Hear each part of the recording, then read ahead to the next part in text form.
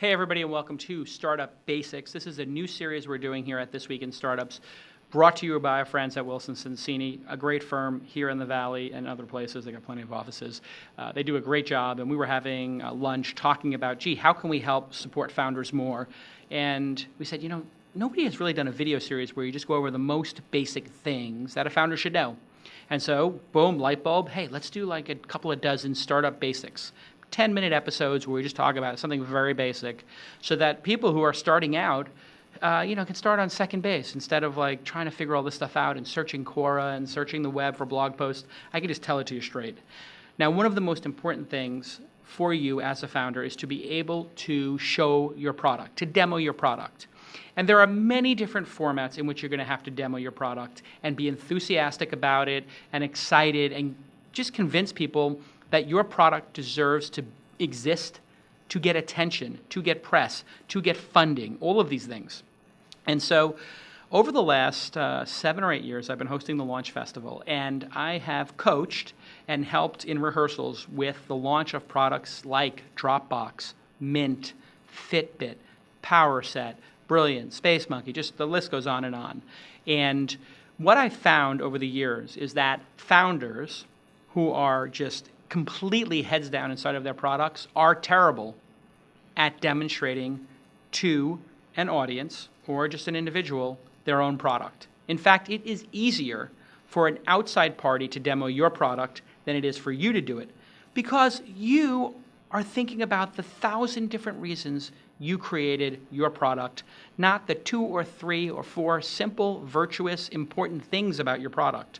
And that's what we need to do as entrepreneurs. Not tell everybody the entire roadmap, not tell everybody the 1,000 features you're going to build, but just get them convinced at the base functionality and elegance and beauty of your product. The world is moving to simple, elegant products, not complex spec sheets with thousands of features. Everybody wants something simple, single function apps, single function websites that just solve a problem elegantly and simple. So the first thing I tell people when they're presenting, and this is really for presenting on stage, maybe in a VC's office, a smaller stage, or at a conference like the Launch Festival or TechCrunch Disrupt or the Demo Conference, or you probably shouldn't do those because they charge startups a bunch of money, but any of those events, you want to go and you want to show your product in the first 15 seconds. I cannot tell you how often I will sit there with a clock and tell an entrepreneur you have 5 minutes to demo your product, and they will spend the first 2 or 3 minutes talking about everything about their product, every feature, why they made it, their background, all of this stuff, without showing their product. And what that tells the audience, when you take 30 seconds, 45 seconds, 60 seconds, 2 minutes, 3 minutes to show your product, is that you don't actually have a great product. You don't want to signal that to the audience. The people with the great products cannot wait to show you them. So within 15 seconds, please, for the love of God, show your product. If you have Uber or Dropbox or Path or Angry Birds or Yammer, you're going to want to show those things immediately because they're elegant and simple and awesome, and they speak for themselves. And this is the ultimate test for me. When somebody doesn't show me their product quickly, whether it's in an elevator or at an event, on stage, in a private meeting, I just started in my head saying, okay, the time it takes for them to get to the product is negatively correlated with how good the product is. So if they're taking 5 minutes, this product's a 0. If they're taking 4 minutes, the product's a 2. If they take 10 seconds, the product could be an 8, 9, or 10 because they can't wait to show it to me. So that's number one. You have to get to your product in 15 seconds. Now, the second thing is to show, not tell. Do not talk about what your product does. Show us what your product does. So if I said to you, hi, my name is Jason, and this is my product, Uber, and I take it out of my hand, as you can see, there are 3 or 4 Lincoln Town cars in the immediate vicinity of the restaurant we're at right now. And it says here to click to call one. I'm going to click the button, and now you're going to see that it's requesting an Uber. I'm showing you.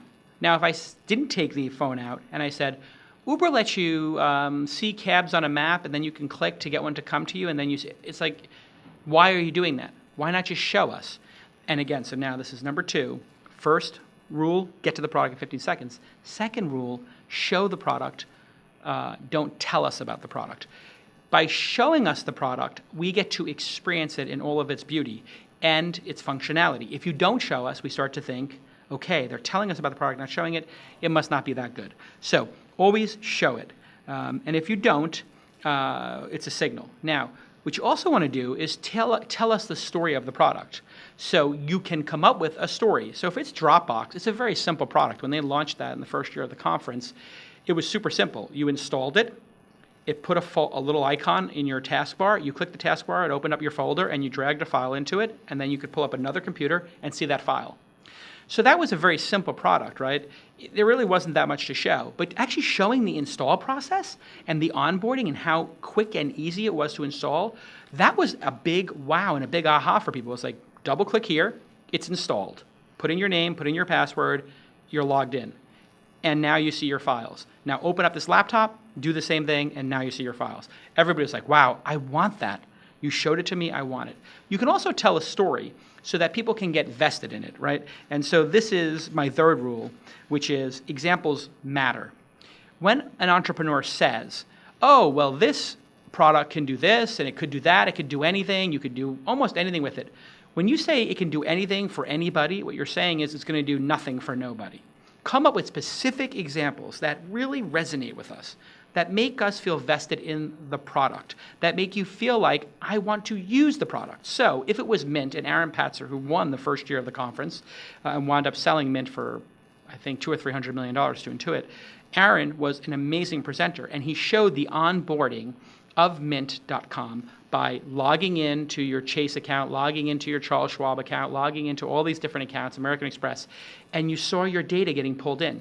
But then for examples, you could say, and this person might not know how much they're spending on restaurants. So it pulls from 3 different credit cards, it normalizes the data, and here we see that restaurants are, $2,700 a year. But that's not enough. It puts it in a pie chart, and now you can see that actually restaurants versus travel versus this were 27%, and if this person was on a budget, they could lower that percentage to 7%. So they showed this example that we could all relate to. Oh my God, I'm spending too much at restaurants. I should eat in a little bit. I should cook my own food and save money to put to my 401k. It was an example that resonated with people, that we could all relate to, and you could say, I want that product, right? This is a great way to actually connect with people. Emotional resonance. You care about the example. You care about the outcome of the example. So I'm wearing this Basis watch. It's very nice. It tracks your sleep. If I was demonstrating this product for an audience, I would say, Jason put this watch on, signed up, synced with his desktop, and I would actually sync with the desktop, do the 30-second sign up, okay. And most people say, oh, don't do the setup. Just start wherever. No, show them the setup because the users are going to have to go through that, right? Show them how simple and elegant it is. Take credit for that. And I wore it overnight, and here is what my sleep pattern looks like. As you can see, I was woken up, I was in deep sleep here, and after I changed my sleeping habit by taking the bulldogs out of the bedroom and putting them across the house in the kitchen, true story, and I made sure the curtains were closed, and I made sure I went to bed at 11:30, that's when I lowered the number of tossing and tumbles. As you can see in this next day, when I click next, I see the next day. You can see now my sleep score went up and my number of tossing and turning went down. And actually I felt better at work the next day. And I was actually more focused during this meeting. So that's what, and so you're actually demonstrating something. Hey, this is how the Basis could emotionally connect with you, the audience, right? These examples really, really matter. And it's very sloppy of entrepreneurs. And it's kind of disrespectful, I think, for you to just say anybody can use it and leave it up to the audience, leave it up to the person you're pitching on how to use the app. When I show people inside, I say, what's your favorite topic? They say Bitcoin. I say, great. We do 5 Bitcoin stories a day. Here's how you subscribe. Here's how you get email alerts. Here's how you get phone notifications. And now you're going to get caught up with Bitcoin and never miss an important story. And they're like, oh, great, I want that. Boom. Now, finally, I got one more after this. Synchronicity. Year after year, I have people come and they try to demonstrate the product on their own. So while I'm talking, they're typing. So they're trying to demonstrate the Basis watch or Inside.com or Uber, and they're actually doing a bunch of the actions themselves. Sometimes that's okay if it's a very simple app, but usually you want to have a driver, especially if you're filling out forms or doing blocking and tackling like that. And if you're going to be filling out those forms and doing it, you must be in sync. So whoever's driving the presentation must be in sync with the person speaking. So if the person is speaking, the screen is changing, the presentation screen is changing based on what I'm saying. So when I say, here's how my sleep pattern looks when I wake up in the morning and sync my watch with my phone, here's what it looks like. And the screen changes. Now let me take these 5 parts of the screen and explain each one to them. And this is another great tip. This is sort of like number 4B. Number 4A is synchronicity. Number 4B is describe the screen you're showing. Start at the top left, go across, and then go down. Very simple. And so when you describe a product like that, you don't need to write notes. You don't need cue cards. So I've had people come and they have the cue cards and they go, okay, so inside.com allows you to look at a custom feed called My Feed, and then next to it is all updates. All updates represent all updates in the news process, and then there are top updates, and you're just like, oh my God, this person's a robot. I'm going to go to the bathroom. I'm going to go get a coffee. I'm going to go hang out outside, or I'm going to check my email. You're going to lose people. But when you're speaking with passion and you're looking in the screen, and you just describe what you see on the screen. So as you can see, here is my sleep pattern. On the top left, I have deep sleep. Deep sleep is really important for these reasons. And here you have REM sleep. This is when you have rapid eye movement. This is when you're dreaming, and here's how that works. And let me describe what you're seeing in the graph. And then finally, here's your tossing and turning, and then here's how many hours, and here's how that relates to your previous 5 nights here. And then on the bottom of the screen, you can save it and print it and do these things. Walk down and describe the product step by step. You don't need notes. And the person in the audience feels like, oh, I'm really connected to the presentation, right? That's that synchronicity. And now finally, wow moments. In the presentation, if your product has a wow moment, you will know it because people will either ooh, ah, clap, or otherwise gasp or just be super interested. Now, if you go to the Worldwide Developers Conference thrown by Apple, they are the masters of this. Steve Jobs, Tim Cook, all the folks over there do a great job at having moments where people say, wow. They can do it with a statistic, where they're showing how many billions of apps or, billions of downloads there are. And they can do it with features. And so they're awesome at having something they know will be a wow moment. Whether it's showing the filters on the camera, just something that they know will resonate. Now, nobody knows exactly what will resonate with an audience. And this is really the element of surprise. When you are surprised, things trigger in your brain. And the chemical reaction can be very similar to having ice cream or doing drugs or genuinely being surprised. Surprise is a great, great thing to do when you're in a presentation. So when Steve Jobs took out the manila envelope and he pulled the first MacBook Air out, the oohs and the ahs were incredible. What showmanship, right? There's a surprise inside of this manila envelope. Let me show you what it is. In your product, you might have some great feature that people go, oh, wow, that is amazing, right? So for Uber, it might be like, and by the way, at the end of your trip, one more thing, we send you an email. And let me show you that email. When you click it and open it, it shows you the route you took, how much it cost, the name of your driver, and who to contact if there's a problem, and you can hit reply. And just seeing that, you probably remember the first time you took a ride-sharing app like Uber and got the actual map of the way you got where you got, especially if it's a new city and you're concerned about being driven the long way around. Boy, is that powerful, isn't it? That was a wow moment for me when I used the service. Oh my God, I can actually see what route we took and what it cost and why. And if it was wrong, I could actually reply and send it back and get a correct price based on the most direct route. Just all wow moments. So building and working towards those wow moments is great, but you don't know in isolation which ones are the wow moments because you're so deep in the product. There's an easy way to do this. You give your presentation to 10 people in a room, and then you have a confederate. One of the 10 people is actually not watching you present. They're watching the people who are watching the presenter. And when that confederate is watching the other people, they're taking timestamps. At 1 minute and 7 seconds in, 3 people smiled. At 2 minutes and 15 seconds in, 3 people laughed. At 4 minutes in, people looked at their watches and phones, right?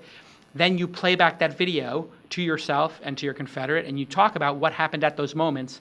And maybe it means you have to move on quicker, or maybe it means you have to lean into that particular moment and even make it better. Maybe a big pregnant pause or a big hey, wow. And using your tone is one of the great tools.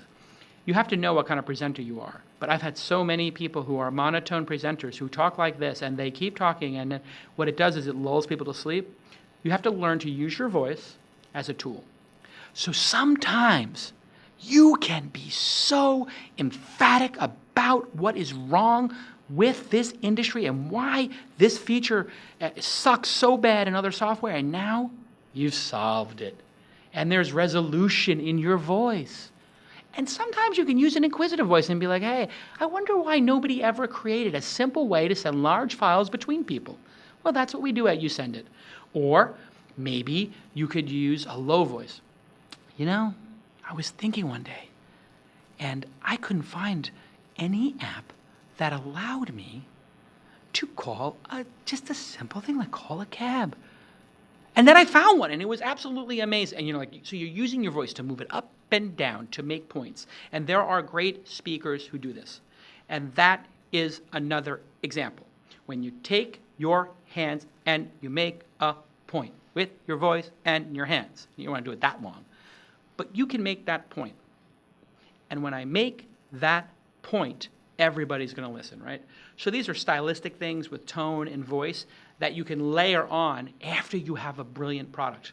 Now, what if your product sucks? What if your product doesn't have wow moments? Well, then why the hell are you presenting it? Go home and make it awesome. Do not present a product. Ooh, beep that out. Do not present a product that's not ready to be presented like that. Present only a great product. That's it. Now, here's a little secret. You have designers working for you, or you can hire designers for $25, $50, $100 an hour off of Dribbble or Behance or any of these websites. You can find them around the world. And you can say to them, I have 3 more features I'm adding to this product. Can you mock up what my product might look like on Google Glass, what it might look like on the smartwatch that Apple's making, what it might look like on a television set? And they make you 3 mock-ups, 3 things that don't exist. And so when you run out of steam 2.5 minutes in, you say, and that's really our phase 1 of Inside.com. That's what we've launched over the last 100 days and learned. Here's a quick look at where we're going. We think that Inside.com is going to work great on Google Glass because you're going to get alerts that look like this. You may get a wow. And here's a mock-up of what we've designed for the watch. And when you get your alert, it's going to ask you, this question. And then here is finally what we might do with televisions. These are the projects we're working on. I'm hoping to get your questions, and thank you for your time. Boom. So that's a way to extend your time on stage with a look down the roadmap. Now, a lot of people don't like to do that because they're like, oh, well, that's not actually a launched product. That's okay. Showing people where you intend to go and doing it with 5, let's say maybe 10 hours of work, 3 screens, 3 or 4 hours each, $50, okay, $500. For $500, you can make mock-ups that extend your time on stage and your wow factor by 10x. The wow factor by 10x and maybe your time on stage by double. Anyway, these are the keys to doing great presentations. Now, there are some other little blocking and tackling things you're going to want to consider, like technical issues.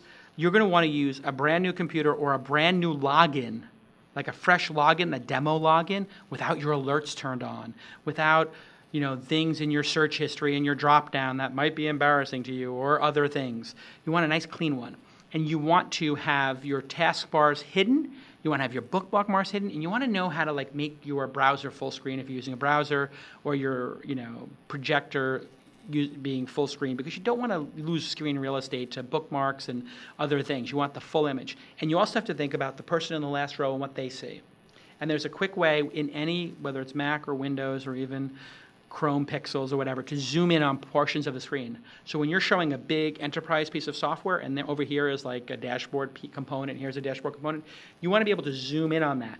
That's where the driver has an essential job, because you're saying, let me show you the 5 elements on this dashboard.